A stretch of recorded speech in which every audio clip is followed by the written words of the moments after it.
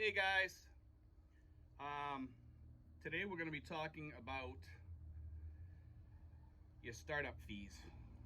Your startup fees a year are going to be pretty expensive for some people. For some people, no, and I'll get into that in a second. Okay, but be sure to press like and subscribe. Okay, guys. Anyway, some people, if you're coming over here and you're planning on traveling, you can get off pretty easy because when you come here, you're just gonna find a furnished house or a furnished apartment and just stay there and then probably be moving about. So for you people, you still need somewhat of a startup. You might want to buy a phone or something like that, so put money aside for whatever you need. But this is for people that plan on settling here, plan on staying in one spot when they find that right spot. I highly recommend though that you search out your first place that you want to stay, and then that way there you want to stay there for a while. Anyway, these are the fees, okay? And I'm not going to give you the actual prices. I'm going to let you figure that out because everybody's different on how much they want to spend on things. I happen to buy furniture and stuff that was reasonable. It was homemade here, okay? But the things you're going to be buying, guys, is refrigerators. Well, you can figure about $300 to $800. You can find them a little bit cheaper for the really tiny ones, but it's usually not enough. Microwave. Some people might want a microwave. It's a handy thing here. Toaster oven. Definitely, think about getting a toaster oven because they come in handy for making mini pizzas or whatever. Washing machine. They have dryers here too, but I just recommend that you just dry them outside. As far as furniture, desks, kitchen table, bedroom sets, all that stuff. And I can't give you a price on that because it varies so much, okay? I mean, if you guys send me a comment, how much did you pay for your bed? How much did you pay for your mattress? Because the mattress you're gonna have to buy if you buy the bed, okay? These are all things you have to consider. Maybe you wanna buy a cabana, for where you live, I have my Adirondack chair that I'm sitting in, we have 2 desks in the house. I have a Mac computer that I use, and I love that Mac computer. It's good to have a good computer here if you're gonna stay someplace permanent, but you can get away with a nice, regular computer, a portable computer is just fine,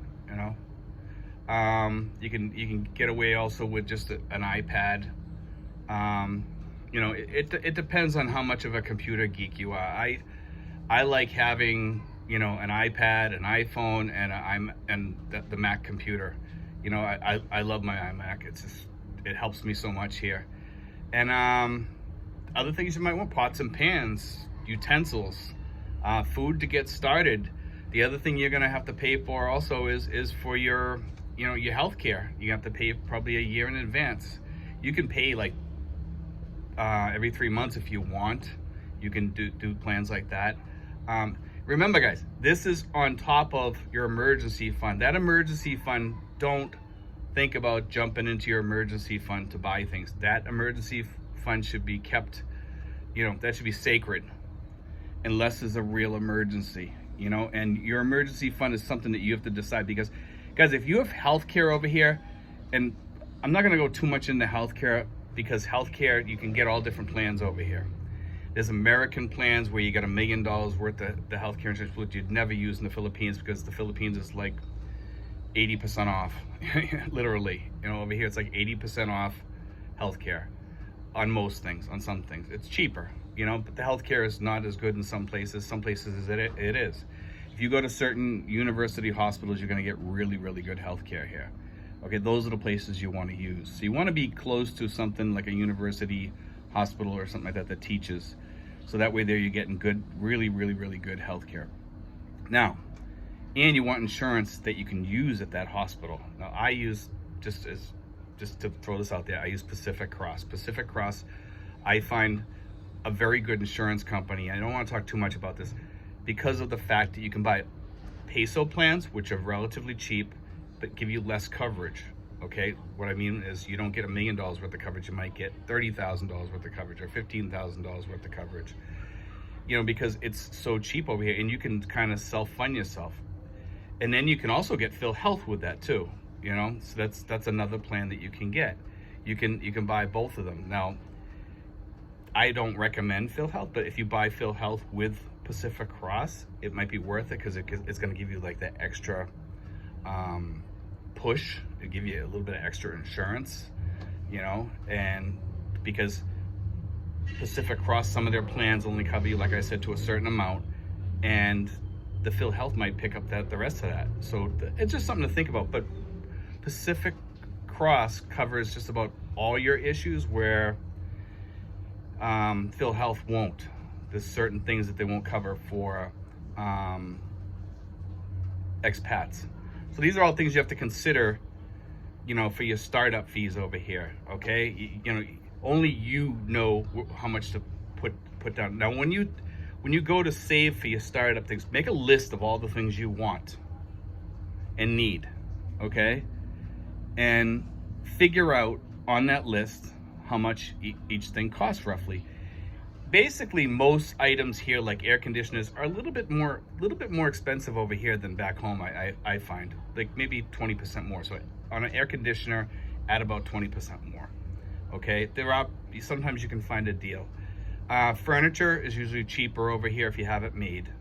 Refrigerators are about the same here as they are back home. Okay, good refrigerator over here, for average house, is about $450 to $500. Okay, for a decent, good refrigerator that's going to save you money and stuff. Okay, so the other thing is, I have cabinets in the room for putting all our clothes in. Okay,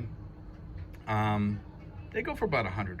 You can get cheaper plastic ones for, like, I don't know, 50 or somewhere around there, or even 30, depending on where you shop around and if they're on sale. You're gonna need things for your bathroom, towels. You might want to buy new clothes when you get over here, because you're not gonna be able to take a lot of clothes with you. You might want to buy some, you know, think of all these things when you're figuring out your startup. You know, like I said, the cabana, the, you know, beds.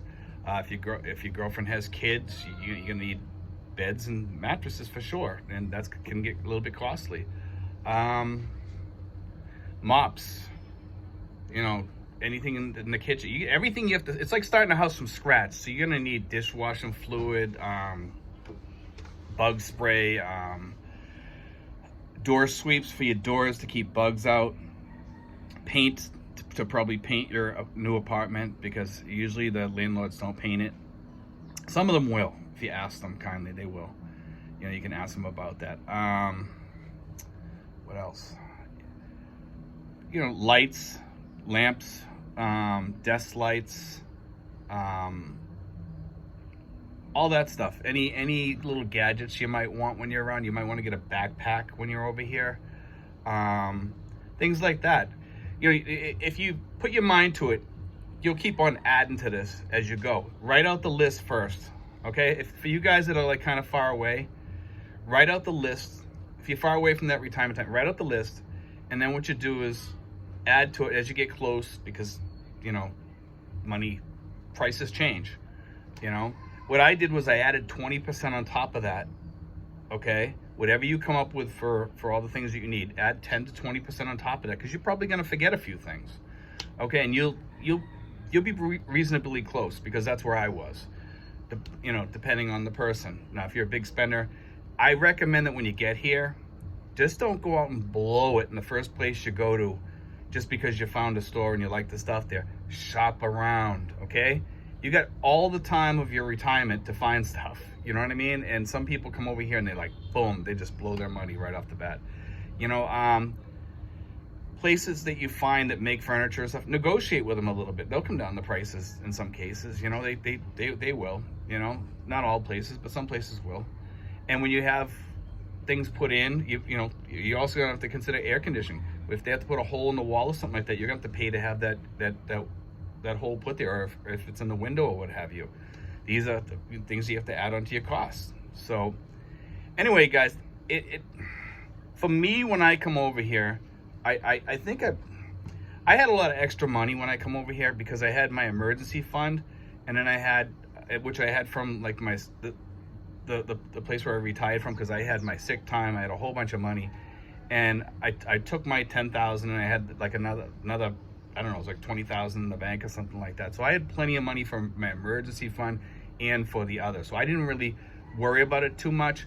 I had it all written down. I knew what it was going to cost, and like I said, it was like about 10% above that, maybe 20% above, because there was other things that we bought that my girlfriend wanted to get, because, you know, she wanted to fix up the house and make it look nice. Her daughter needed a desk, so we needed 2 desks. We needed chairs for those desks, all that stuff. So I hope that helps, guys. That's the startup fund, okay? Like I said, this is different than the emergency fund. The emergency fund is something you don't touch. Only you know what the emergency fund's gonna be. I don't know, you know, it depends on your health. The worse your health, the more you want in your emergency fund. If you're very unhealthy and you're older, I highly recommend you come with more money, because you're probably gonna self-insure, because a lot of insurance companies aren't gonna pick up pre-existing conditions. So keep that in mind about the emergency fund, guys, okay? And as far as the startup fund, guys, it's for you guys that are coming over here as minimalists and you want to jump around and stuff like that. I would still have a startup fund around for when you do want to settle down. I mean, if you're coming over here at 55 or 45 or whatever, you're coming over here, you know, and you're pretty young, you might want to bounce around, you know, but later on you might want to settle down. So you leave it in the bank, you know, and then when you need it, you got it, you know. So it's a good thing to have, guys. And I've talked about this before. I talked about a second retirement in one of my videos. You guys might want to watch that.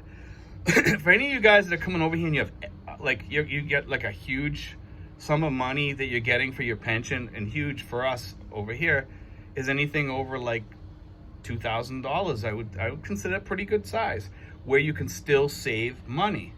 I recommend you put some money into like the stock market or something like that when you turn, if you're young enough, when you turn 67 or 70, because you're gonna start getting some health issues, or maybe you want to travel a little bit if you're still healthy, you know, that you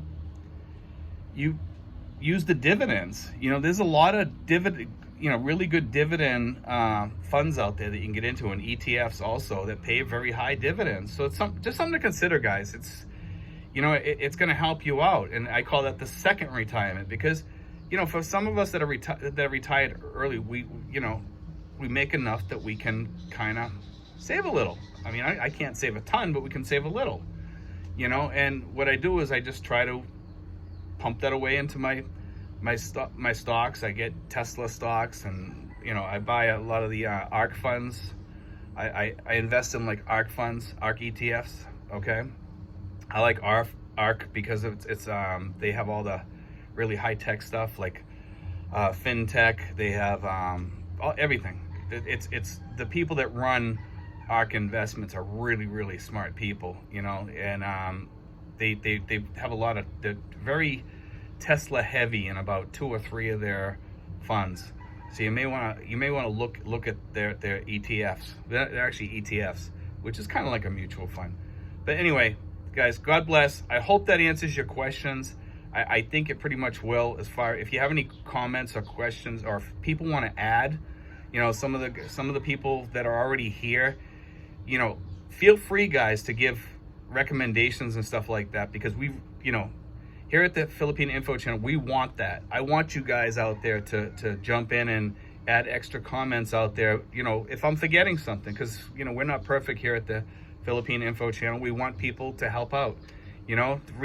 Throw it out there. Motor scooters, there's one thing I can think of that I forgot. Motor scooter or a car. If you guys want a motor scooter or a car, you're gonna have to add that into your startup fund. And I don't have a vehicle. I don't even have a scooter, because I just use all public transportation. I just find it cheaper, safer. I don't, you know, driving a scooter around here is a death wish, I think. That's why I don't do it, you know. But anyway, guys, you know, have a great day and take care. And be sure to watch some of my other videos. Watch that second retirement video that I put out, because if you guys have the extra money, it's just something to consider while you're over here. Because some of you guys that are retiring early are gonna come over here and you're gonna have enough money left over so that you can pump some money away, and you can still travel too, you know, because you have that extra money. You know what I mean? And you'll, as you age, you'll have a little bit of money stacked away for emergency, or you can live off the dividends. You know, either or. So you have even more in your emergency fund, more in your healthcare fund. But I highly recommend that you guys go online, look into Pacific Cross, and look at all their different plans that they have, or find an agent. I recommended an agent in one of my videos. You can go back and look at that. It might be in the comments or something like that, or during the video I might mention her name. Okay, her name's Arnelli. Okay, and you just watch those videos and you'll see all the information there. Okay, thanks guys.